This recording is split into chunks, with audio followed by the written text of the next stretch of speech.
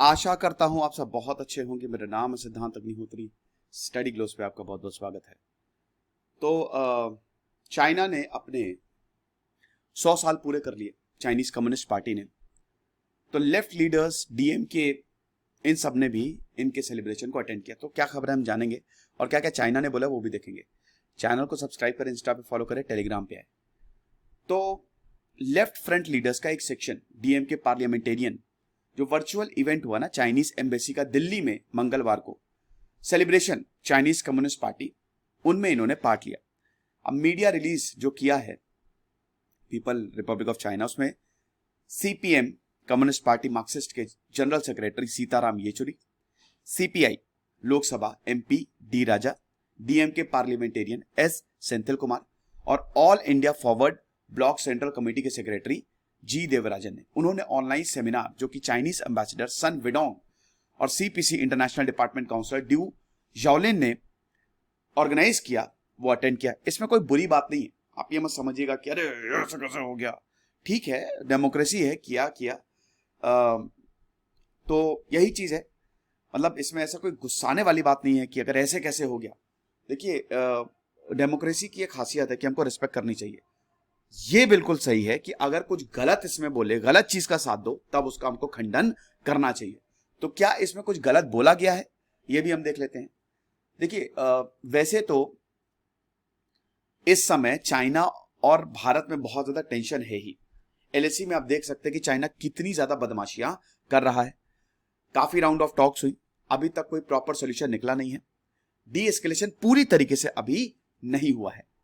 उसके बाद Chinese envoy ने यह भी बोला कि इंडियन लीडर जो गलवान वैली पे जो हुआ ईस्टर्न लद्दाख में, उसमें अपना स्टैंड बताएं।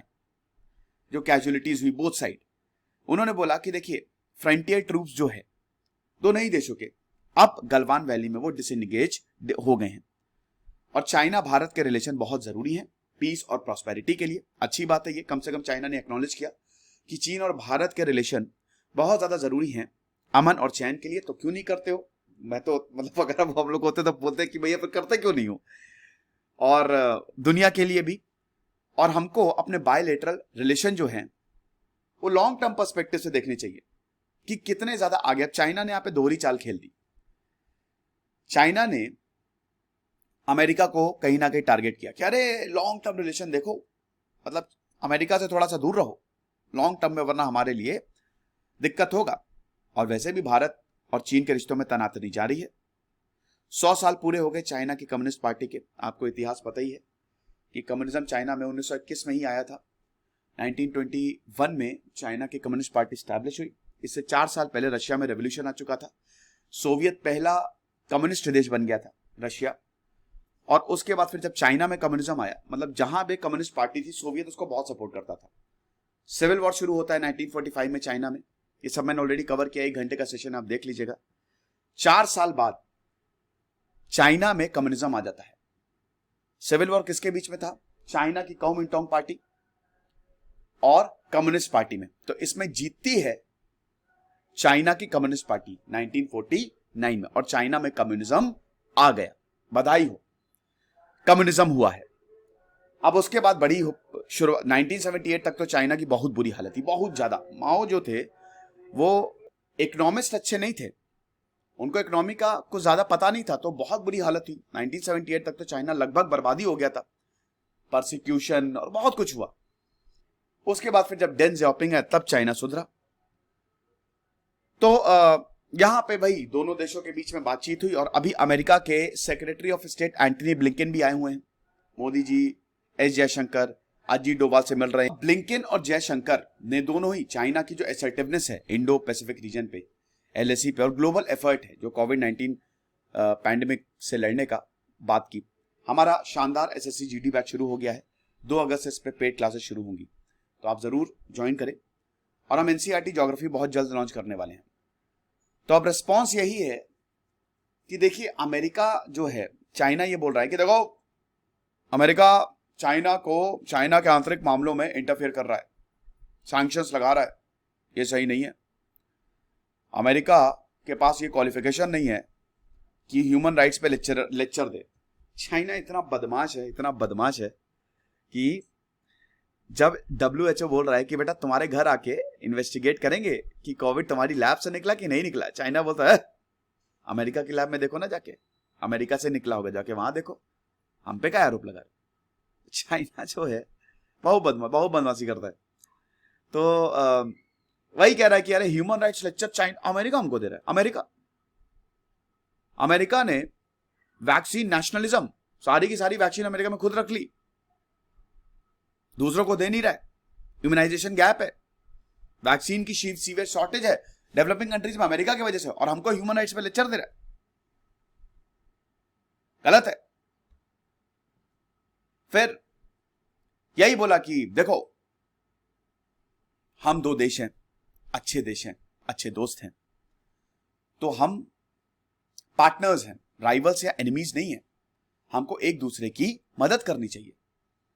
अगर हम कहीं गलत जा रहे हैं तो हमको एक दूसरे को करेक्ट करना चाहिए, हमको सॉवरेनिटी, टेरिटोरियल इंटीग्रिटी रिस्पेक्ट करनी चाहिए, नॉन एग्रेशन दिखाना चाहिए, non interference in internal matters, mutual respect. ओह इतने भारी भरकम शब्द हैं यार, मतलब गजबी हिपोक्रेसी की भी सीमा होती है।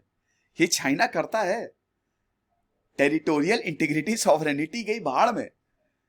चाइना जो है ये करता है, आगे बढ़ता जा रहा है बस, और अगर इसको कोई रोकता है तो युद्ध कर देता है, क्या हो लड़ लो। मतलब गजब ही है। ये वर्ड्स आप देखेंगे कि ऐसा लग रहा है कि चाइना से ज्यादा अमन प्रिय, मतलब अगर राजा हरिश्चंद्र हैं प्रेजेंट में, कलयुग में, तो चाइना ही है।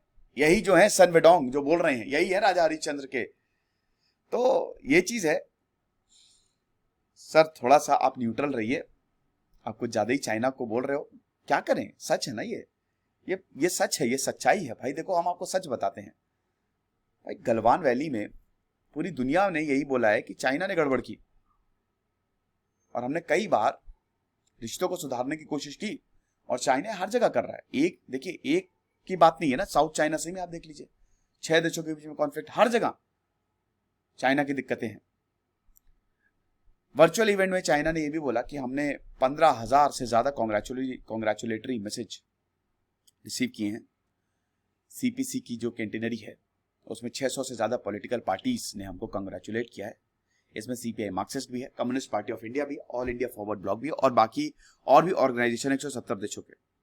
अब भाजपा ने, बीजेपी ने आरोप लगाया कि वामपंथी नेता ने भारत का सर झुका दिया। वाम दलों की परंपरा रही है कि राष्ट्रीय हितों का विरोध किया जाए और बाहरी शक्तियों से वफादार रहे, वो तो कम्युनिस्ट पार्टी का रहा है। अब इधर कम्युनिस्ट वामपंथी बोल रहे हैं कि केंद्र सरकार खुद चाइना से कांटेक्ट में है, खुद कांटेक्ट कर रही, खुद बैठ के बातें कर रही, खुद बड़ा पाव खा रही है, और आप हम पे आरोप लगा रहे हैं। उन्होंने भाजपा पर आरोप लगाते हुए यह कहा है कि यह मुद्दे इसलिए उठा रही है क्योंकि वो सरकार की विफलताओं से जनता का ध्यान भटकाना चाहती है। अब भटकाना चाहती है या कम्युनिस्ट पार्टी वाकई में हमेशा दुश्मनों के साथ खड़ी रहती है, वो तो नहीं पता, लेकिन इसमें कोई गलत बात नहीं है। अगर कोई मीटिंग अटेंड कर रहा है तो इसमें कोई गलत बात नहीं है। ये बात बिल्कुल सच है कि बीजेपी जो है वो, और मतलब जो अभी बीजेपी केंद्र में है और वो चाइना से संपर्क में है, और वो भी जरूरी है भाई, चाइना से संपर्क में रहना जरूरी है यार, क्योंकि अभी भी हम चाइना पे काफी चीजों पे डिपेंडेंट है। दूसरी बात, जब तक हम बातचीत नहीं करेंगे तब तक मामला सुलटेगा कैसे? तो ये चीज है। और इधर अगर कम्युनिस्ट पार्टी भी ऑर्गेनाइजेशन को अटेंड कर रही है तो वो भी ठीक है, इसमें इतनी गुस्साने वाली कोई बात नहीं है, क्योंकि हमको चीजों को ठंडे दिमाग से सोचना है। हमारा यूपीएससी का शानदार कोर्स है दोस्तों, जरूर अवेल करें, उसमें हम बहुत कुछ दे रहे हैं। एनसीईआरटी दे रहे हैं, करंट अफेयर्स दे रहे हैं, जीएस 1, 2, 3, 4 सारे पेपर्स, मेरी पर्सनल गाइडेंस टेलीग्राम ग्रुप पे। खुश रहिए, पढ़ते रहिए। इधर से सिद्धांत अग्निहोत्री साइनिंग ऑफ।